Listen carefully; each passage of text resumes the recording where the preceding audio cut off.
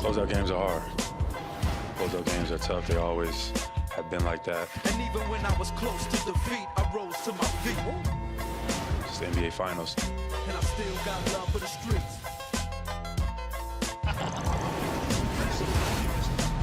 Back in Boston, the Celtics have a chance to close it out in front of their home fans and capture banner number 18. Meanwhile, the Mavericks posted the most lopsided victory when facing elimination in finals history. Has the momentum shifted in favor of Dallas, or will Boston drop the confetti tonight? Those fans are ready as we set the stage for Game 5 of the NBA Finals right now. Hello and welcome into Hoopstreams. I'm Cassidy Hubbarth alongside Brian Windhorst, Kendrick, Perkins, Monica McNutt, courtside here in Boston. And all right, fans are starting to file in here. The vibes, I gotta admit, I feel a little tension in the air. How are you feeling? You know what? It's nervousness, right? The fans are nervous, and it's not that they don't trust the Celtics, but they don't trust the Celtics. They got to get it done. They got to complete the mission. It's the first to four, not we're knocking at the door. When are we going to complete the mission? We got 3 games left. No, they want them to get it done tonight. They should get it done tonight. The fans are waiting on that moment. Well, I will say this, Wendy. I was supposed to relay this message to you since you went scorched earth after Game 3 and got a great response from Luka. Yeah. The word on the street is that if you can get that out of Luka, you can have the Lakers job. Wait, but okay, so no one expected what happened in Game 4. I mean, it was an obliteration. So what did happen in Game 4? Well, whenever you have a blowout in the NBA, it's usually 2 things. One team plays great, and the other team sort of lays down. Classic NBA blowout. We just didn't expect to see it in Game 4 of the Finals. But at some point in this game, the Celtics let go of the rope and started preparing for tonight. But I kind of feel like the fans, it's still on their mind a little bit. Yeah. Because they're still wondering, wait a minute, was that something real? Did something actually happen there? I have to assume once the Celtics take the floor in a couple of minutes, we'll get a rise in the energy level. But right now, there is no energy in this building. You know, you're so good at TV. You're so good at TV because you perfectly teed us up for our segment. We're going to dive a little more into Game 4 and see if we can predict Game 5 and play a little game of something or nothing. Starting with the number 38. This is the point differential in Game 4, the 3rd largest win in finals history. So the Dallas defense finally figured out how to stop the Celtics for at least 1 game. So Monica, is that something or nothing? I think it's something, because if you listen to Jayson Tatum post-game, he has felt that game to game his team has improved. And I actually ran into some Celtics assistants after Game 3, and they said to me, the Mavs are making us play our best basketball. So I do think that it's something in terms of the Mavs now have energy to get to the rim, get second chance opportunities. They were able to play with pace and capitalize in transition. First time in the series that they outscore the Mavs the Celtics in transition. Okay, wait. So I talked about the mood. They're throwing a little M&M. Lights are down. We'll see if it turns up a little bit. But was that point differential something or nothing? It was all the way something, and Monica talked about game to game. I'm going to talk about quarter to quarter. The last 5 quarters, the Dallas Mavericks have been dominating the Boston Celtics. I think it's, like 52 points they outscored them. When you think about what they've been doing, it's been domination and humiliation. When it comes down to the paint, they've been making love to the paint. No Kristaps Porzingis in the middle. Guess what happens? Yep. Kyrie and Luka putting their head down. You see Luka going a little bit tomato chest in the Derrick White finishing around the basket. Who is going to be that guy for the Celtics? Is it going to be Al Horford? Is Joe Mazzulla going to go small and put Jayson Tatum at the 5? Or is he going to really try Kristaps Porzingis out there? Because without him, this is really something. They have been dominating the Celtics in the inside. I say nothing. It's 1 game. It was lopsided. The Celtics let it go. Just in like the you third wouldn't. quarter, too. I mean, they pulled 38, whether it was 38 or 15 or 7, doesn't matter. Okay, how about this angle, okay? How about 25? Excuse me, 87.5. That's the Celtics offensive efficiency in Game 4. The worst in any Joe Mazzulla coach game in the last 2 years, regular season or postseason, something or nothing, Ron. All right, hold on, because I got to get my notebook out because I saw this stat and I don't want to mess it up. Yeah, okay. I think this is something because through the 3rd quarter, y'all, the Dallas has scored 88 points on 65 possessions. And so if we just go in that 3rd quarter run, Like, we're talking about both of these teams really struggling, or at least the Celtics struggling to find who they are. And so I think just the way they look, it is something to me. They need to respond and make right. Now, I do think that it's, I won't say easy fixes, but they got to respond. Let me look at that notebook first. Sure, I got this stuff in here. Something or nothing first. It's a little something for the simple fact that you don't want to give a team like Dallas confidence, right, defensively, to let them know that they can actually stop you. I think when you look at Derek Lively and Daniel Gafford, when they have to switch out on perimeter players like Jayson Tatum, Jaylen Brown, they've been doing a pretty damn good job, especially in Game 4. I thought Luka, he finally answered the call. I know it was one game, it was an appetizer. We want the full course meal, but in that appetizer, he answered the call defensively. We saw him sliding his puppies. I even saw a verticality at the basket on Jayson Tatum. But that's all you ask out of him, right? Just to be engaged. So they showed that they could do it. At the end of the day, they have the length and athleticism to do it and get it done. It's just, can they do it on a consistent basis? It is something. There is something going on with the Dallas defense. There we go. They are holding Boston down. Boston is not their normal offensive game. They are shooting since the first quarter of Game 1, where they came out super hot and had all those threes. They've been shooting like 30% on threes. The first 3 rounds of the playoffs, they shot 40%. That 3-point shooting differential has held down their points. So we'll see if it breaks tonight. But Dallas can look you in the face and say, we're doing a decent job on defense. And the Jays had one in Game 4. And I want to continue on with the Jays with the number 25. Jayson Tatum and Jaylen Brown's combined points in Game 4. Their fewest in a playoff game, in which both played since 2019. I know you touched on it a little bit, but is that something or nothing, Brian? I say nothing. I'm not going to worry about the details of that game. I'm not going to worry about the final score. They were obviously blown off the floor. The individual stats don't matter. Jayson Tatum can't play that way. To me, the scoring isn't as important as the rebounding. Jayson Tatum has stopped rebounding the last 2 games. He averaged 10 over the first 2 games. I think he's averaging 5 or 6 the last 2. They don't have to get points from Jayson Tatum to win. They really need his rebounding, especially with Porzingis not 100%. Tatum's got to rebound tonight more than anything. I'm going with something. Jayson Tatum got to stand on business. He got to have one of these 40-point performances, especially when he had to sit down today with Malika Andrews. He talked about how the Finals MVP do mean something to him, and it should. He should want to win the Finals MVP, because if he win the Finals MVP, damn it, he's winning the NBA championship. At the end of the day, he needs to arrive. He needs to make sure that he put his fingerprints on this series. I understand the rebounding, and I understand the playmaking. I understand the defense, but we're talking about one of the most elite, prolific scorers in the game. You got to go get points. I'm going to go nothing on this one, only because I think the game was over at halftime, and it was a terrible basketball game. And I actually think that if the focus is too much on scoring, that fine line between playing with the necessary level of urgency will teeter towards pressing. This is a team, the Brad Stevens has done a great job to build this organization to put pieces around Jayson Tatum. They got to have flow tonight more than I need to see any particular guy score. And you mentioned earlier, Kristaps Porzingis is a go. Joe Mazzulla said pregame that he's available. We'll expect to see him play. There's no minutes restrictions. That's going to be very interesting to see how they use him and how well he feels. We'll get more into that with Tim Bontemps when he joins us later. But our last number, 34.1. That's Luka's scoring average in an elimination game. It's the most points per game all time when facing elimination, Perk. That's ahead of LeBron and Jordan. Is that something or nothing? That's all the way something. That's something a little bit more. Like, you're talking about a guy that could come in and single-handedly beat you by himself.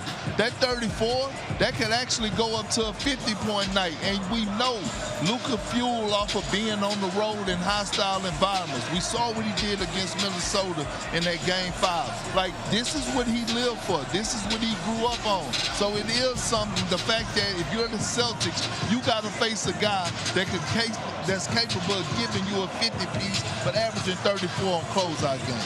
Woo! It's definitely something. It's something on it, man. It's something. Look at those names. I mean, these are incredible names. My only counter is that I do think if both of these teams are playing their best ball, The Celtics can absorb a monster night from Luka if they keep everybody else at bay. Far easier said than done, but that would be my only counterpoint because that's absolutely something. There's not that many people who I could say could come into a building like this and a night like this and score 50 points. He can do it. Yeah. So it is something. He's done it before. He'll have the confidence. And so much with him is if he can get rolling. If he gets an early roll and he can really start getting his motor up and start yelling at fans and whatnot, anything's possible. And not at referees. Focus. Then That part. be different. Monica, before we let you go over to the radio side, which, by the way, you can hear on the ESPN radio call during the finals, let's walk it out a little bit. Let's do it, You know, let's see how people arrive to this potential closeout game here in Boston. And a lot of green for the Celtics, starting with Kristaps Porzingis. The olive green. It's giving me Joker. Is it? I got Joker. I'm Came not right mad. from the diner. Yeah, I'm not mad Is at that it, a but look. toothpick? What's happening? He It's got very to look. Boston. It seemed like he in competition with Richard Jefferson to see who gonna have the most The buttons. toothpick But was the I main ain't mad at accessory. it. An all black. Do we got black Air Forces on? What is this on That's his the neck question. piece? Yeah. Do we got Air Force We Ones can't on? see the forces, Perk. What is this on his neck? I Does don't this know. outfit say closed out to you? That's Is the this some new question. Does it say technology? closed out? Hit us in the comments. I need to know what that is. What is that? And then Tatum. I mean, Little sweater vest. yeah, little first day of school But- outfit. You know what I'm saying? But I'm with it though. Picture day. Yeah, picture day. Okay. Yeah, it's fine. We added Dwight Powell in here because he came clean. The Matrix? It's giving Matrix. I'm That's rolling the with second it. Matrix. I'm not mad. I'm rolling with it. He could've- Mr. Anderson. That's a clean look, There you go. y'all. There you go, Wendy. There you go. And Kyrie with I mean, his daughter, Azuri. This is one of when you come into each his own. See, Kyrie knew he was slick because he walked in with his I daughter, was gonna say the so we daughter. couldn't talk Yep. about his That's outfit. exactly. What is this shirt made out of? What do you keep in that pocket?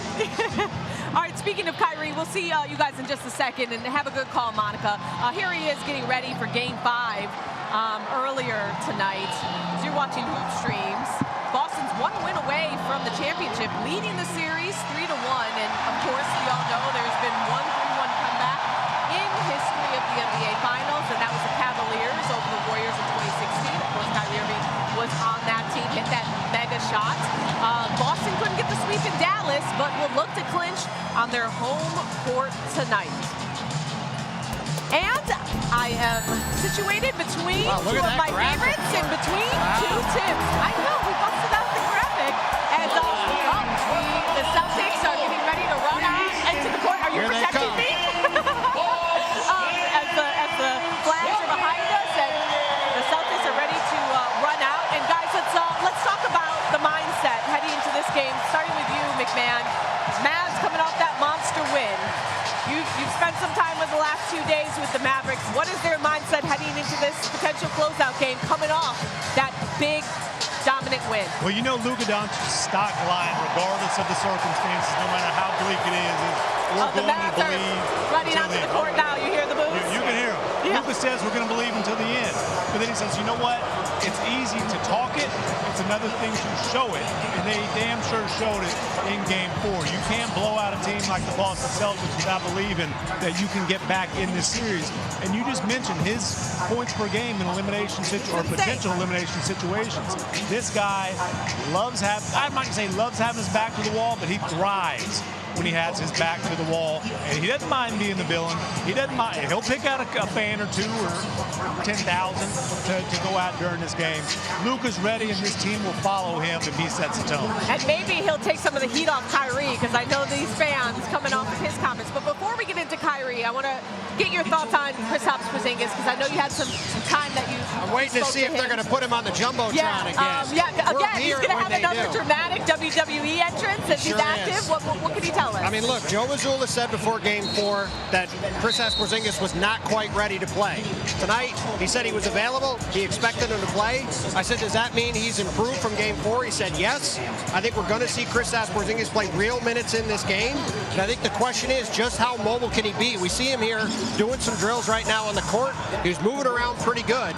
But Jason Kidd, Tim asked him, are you guys going to go at Porzingis? He said, we're going to test him. We're going to see how ready he is. And that's going to be the question. Can he stick with Kyrie Irving? Can he stick with Luka Doncic in those pick and roll switches? Because you know Dallas is going to want him out there. But just having him on the court, I think it's going to be a massive emotional lift for the Celtics. And this place is going to go absolutely insane when he comes out here for Game 5 whenever he gets on the court. We're paying attention to that. Okay, I mentioned Kyrie Irving talking about this crowd going insane, his comments, which, you know, he was being truthful about how he felt during his time in Boston. But how do you think this Boston crowd is going to respond to him? Actually, we know that. How do you think he's going to respond to this Boston crowd? Well, I think the Boston fans heard that they were hurting Kyrie's feelings, so they'll dial it down. They'll definitely of course. I'm sure they'll take it easy on him. It feels very like a warm, fuzzy bunch of angry little leprechauns in here tonight. Look, they're coming after him, and it was a little surprising to hear Kyrie admit how much he was bothered in the first 2 games. Not that it's like we saw it, yes, like we knew it, but to hear him say it out loud, it was almost like he was trying to work his way through it, almost like using his media availability as like a therapy session to get to a point where he could try to shut it out. His teammates will obviously try to lift him up, but man, he admitted that self-doubt crept in his mind the first couple games. So he's like, hey, the ghosts are there. I'm acknowledging them, and now we'll see if he can slay it. I mean, look, the biggest question in this game, very simply, is what version of Kyrie Irving is going to show up. If the one from games 1 and 2 shows up, the Celtics are winning the championship tonight. If the one from 3 and 4 shows up, then Dallas has a chance. Because he and Luka Doncic, as Tim's been saying since before the series started, they have to be the 2 best players on the court. If they are, like they were in Game 4, Dallas got a chance to get this thing back home for Game 6. Quickly, I mean, the crowd is starting to pick up. At the beginning of the show, we said we felt the tension, we felt the nervousness. What is on the line? Woo! As I got the ball. What do you feel is on the line right now for the Celtics? Obviously, we know Banner. Everything. Everything's on the line. You've got Al Horford, who's played more playoff games than anybody without winning a championship in NBA history. You've got Jayson Tatum and Jaylen Brown, who, if they win a title, have played the most games without winning a title as a duo in NBA history before winning it. Jayson Tatum's played more games and scored more points than just about anybody in the history of the NBA among the star players before they win their first title. That's all on the line tonight. These guys win 1 game. Tim was there for Dirk in 2011. We saw Dirk, we see Giannis, we see Nikola Jokic. When you get that first title, the rest of them are gravy. You get crossed off the list of best to never win, all that stuff, it all goes away.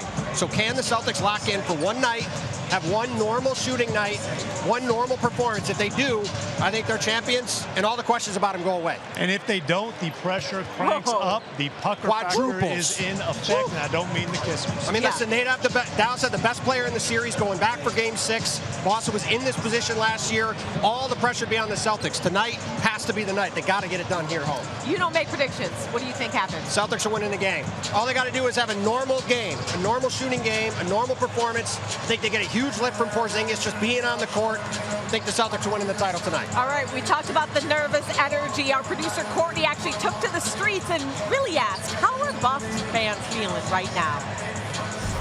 What's up, Hoopstreams? It's producer Court outside of TD Garden. Let's go catch up with some Celtics fans and see how they're feeling ahead of Game 5. Let's go Celtics! Let's go Celtics. Number 1, baby. Let's go Celtics! I mean it. Let's go Celtics! In the words of Kevin Garnett, anything is possible! I thought it was going to be a little louder in here. I honestly didn't think it was that loud. You know, there's a bunch of rumors about, you know, how Boston's going to be so loud, so nasty, and I thought it was going to be worse. I think they're going to hear it tonight. Kyrie played really great in Game 1 and 2, so, I mean, I guess we should just stay quiet, and he'll keep playing great. Like, I hate him like I'm young. Tonight is going to be our night, and we're going to tear this city down, but have fun doing it safely. I'm going to be emotional. I'm getting emotional now. We're going to celebrate in Kyrie's tears tonight. I think I might cry if they win it tonight. I'd give my ring for their rings. Oh! I'm expecting it to be a madhouse. I'm expecting the entire city to be able to feel the wrath of the Celtics fans tonight. I'm expecting Kyrie to be proven wrong. I'm expecting Lively to be proven wrong. I believe that tonight will be one of the loudest nights in this building's history. It doesn't come around that often. So when it does come around, you got to grasp it with both hands, and that's what we're doing. We're grasping tonight. All right, so Brian and Perk back with me. Did you guys know some of these interesting omens that are working in Boston's favor tonight? Perk, when you won the title, it was 16 years to the day, June 17, 2008, and it could happen again today, June 17, 2020. 2024, as Eddie House is joining us, and Perkins yelling at him if you're trying to wonder what Perkins is talking about. As I go on, if that wasn't a good sign, how about this one? Sticking with the numbers, 6, 17, and 24. Bill Russell, John Havlicek, and KC Jones, all Boston legends, their jersey numbers, 6, 17, and 24. Pretty interesting. How about this last one? What do these three Celtics championship teams have in common? 2008, 1986, and 1984. They all lost a closeout game on the road, then came back to Boston to win the title the next game. Same as the potential scenario tonight. All right, so we're back here. Perk, why are you yelling at our guest Eddie House here? Because that's the only way we communicate. That's how we communicate through text and phone, yelling. I mean, you guys did go through a championship together, so I understand. That's my brother. That's my little big brother. So I want to get your thoughts. How do you think the Boston crowd is going to help this team tonight to try to close it out? Well, it's the same way that the Dallas Mavericks team helped them. You know, role players going to play better. The stars are going to get behind it. This crowd is electric right now. It's going to go crazy. Don't let us get an early lead like we had before or throughout these playoffs. It's going to be crazy in here. Interesting jewelry that Eddie is wearing tonight. You see this? Yeah, can you dig it? I mean, you know, when you're a champion, sometimes you just don't feel the need to put it on. But I'm doing like how Poles you doing us. I'm motivating these guys. He walk around the guys a lot, though. Okay, so we're buttering you guys up right now because I'm going to ask you this question. You had this fight with UD on NBA Today. What I say? You know what you said. Which team would win in a head-to-head battle? Your 08 team or this 2024 team? And now, if you ask me that question and really believe I'm going to say any other team except our team, then you don't know what kind of team that we had. Of course, we going to win. I feel like from top to bottom, and I don't want to disrespect this team. Let me not do that. Because I feel like it's a different game. They're going to shoot a lot of threes, but we're not going to let them shoot all those threes. You're trying to protect the vibes. Yeah, that's exactly what I'm trying to do. Well, look, we was smoking. Okay, I'm talking about in 5. Let's keep it real. I mean, we just had depth.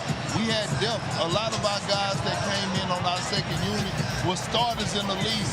We had arguably one of the best defensive teams ever. And when it comes down to one particular guy, the guy Kevin Garnett, who on this team was going to stop him? I mean, real talk, but we had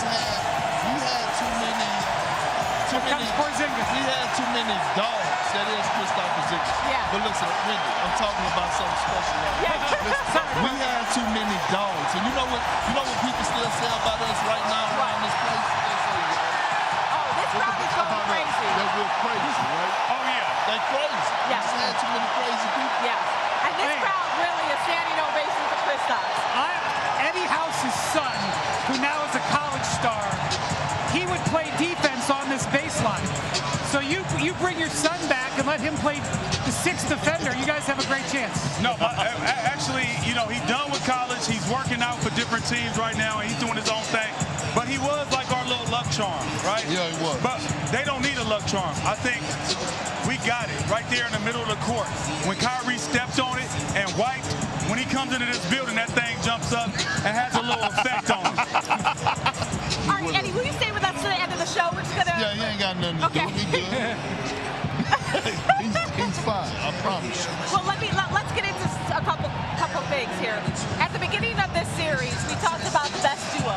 And Luka and Kyrie kind of won all of the categories.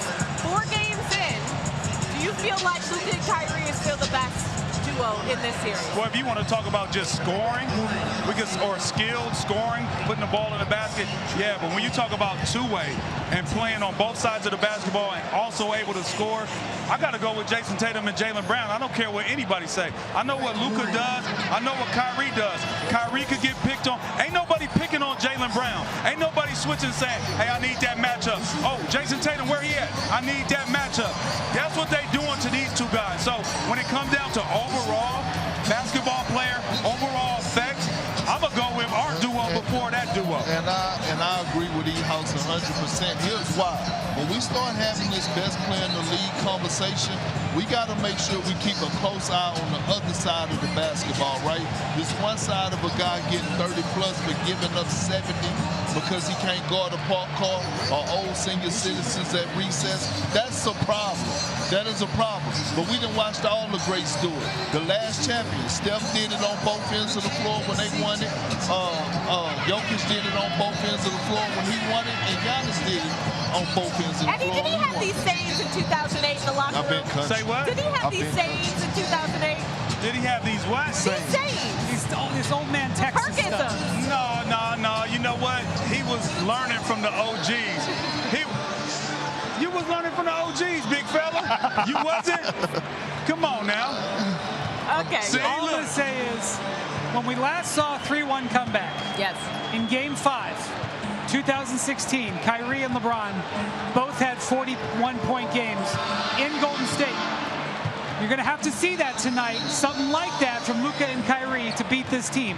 If they do it, then we'll say they're the best duo. If they don't, Tatum and Brown are going to have the trophy, and it's not going to matter. Speaking of not mattering, Jayson Tatum sat down with Malika Andrews and he said, Finals MVP doesn't matter. You know, there's been tons of greats who haven't won Finals MVP. Who's your pick for in the lead for Finals MVP right now? It's Jaylen Brown to lose. He has to have a regular game, and Jayson Tatum has to have a tremendous game. But if he comes out and they're like 31, 30, something close and comparable, it's Jaylen Brown to lose. I would agree with that. I think Jaylen Brown is the leader coming in, but it's not settled yet. There's got to be something special happen tonight. And this building's getting ready, Cassidy. Yes, this crowd. You know what? I shouldn't have second-guessed them. Banner number 18 is on the line tonight. What does it mean in terms of this run for the Celtics if they can get it done in front of this home crowd and get that 18th win? I would say it's one of the greatest championship runs in NBA history. You can't deny that. I don't care if people want to talk about, they played a Heat team without Jimmy Butler.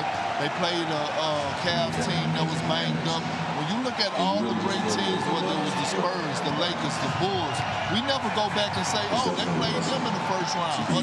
No, we look at their record and how they got it done. At the end of the day, they dominated everybody that was in front of them. If they dominate tonight, it's another gentleman's sweep on their record book, and they go home victorious. They get it done tonight? I think they get it done tonight because they've been bouncing back after they lose a game. They get better. They go back and watch film. And I got to give the Dallas Mavericks credit. They were more physical. They played with more force. They were a team that looked like they were desperate. They didn't want to go out like that in front of their home crowd. This place is electric. I expect Drew Holiday to be locked in. He's not going to turn the ball over 5 times like he did last game. I don't think that we're going to shoot the ball the way that we did last game. We'll defend a lot better. I think our pickup points will be higher. Our attacks, where we attack from, is going to be in different spots. It's not going to be at the top of the key console. Well, it shouldn't be. At the top of the key where Dallas can load up. If you remember, in Game 4, you know what they did? Whenever we were on the wing or the baseline, we was able to get to the basket and put them in rotation. All that's cute, Danny. At the end of the day, this game going down to the wire. And Jaylen Brown, Jayson Tatum going to rise to the occasion. And we will see what will happen. Game 5 coming your way, 8:30 Eastern on ABC and the ESPN app. Thank you so much for watching Hoop Streams. We'll see you guys maybe in Dallas for Game 6 on Thursday.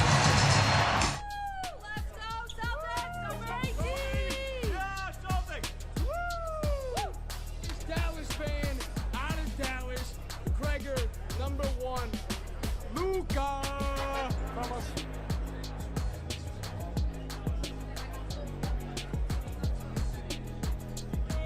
Glitter for 18. Right? You gotta have glitter. Absolutely. Tough guys with